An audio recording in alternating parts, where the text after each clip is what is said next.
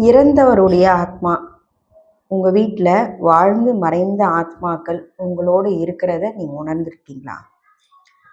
Daily உணர்றீங்களா? இல்லை அமாவாசை டைமில் மட்டும்தான் உணர்றீங்களா? உணர்ந்துருக்கீங்களான்னு முதல்ல உங்களை கேட்டுக்கோங்க. நிச்சயமாக இறந்த ஆத்மாக்கள் நம்மளை சுற்றி வலம் வந்துகிட்டே தான் இருப்பாங்க, நம்ம கூடயே தான் இருப்பாங்க.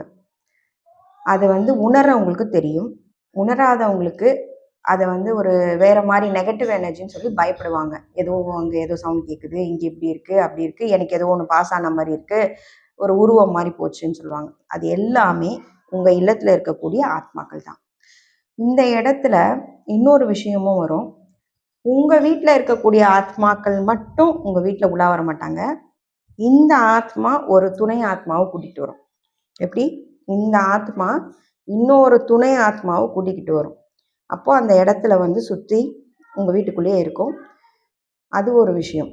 ஆனால் அந்த அமாவாசை நேரங்களில் பல ஆத்மாக்கள் நம்மளுடைய பாட்டம் பூட்டெல்லாம் வீட்டுக்குள்ளே ஏதோ ஒரு ரூபத்தில், ஒரு பைரவராக இருக்கட்டும், இல்லை பூனையாக இருக்கட்டும், இல்லை வடிவத்தில் இருக்க ஏதோ ஒரு ரூபத்தில் வருவாங்க.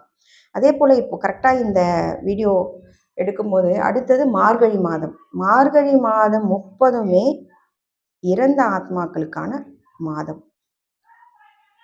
புரியுதுங்களா? இந்த 30 நாளும் உங்கள் இல்லத்தில் இருக்கக்கூடிய ஆத்மாக்களுக்கு வெளியில் வாசலில் காலை நேரத்தில் தீபம் ஏற்றுங்க.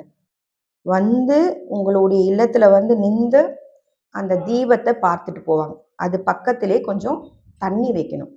தண்ணி மீன்ஸ் ஒரு குடுவையில் தண்ணி வைங்க. குடிக்கிற தண்ணி, நல்ல தண்ணி. தீபத்துக்கு பக்கத்தில் நீர் வைக்கணும்.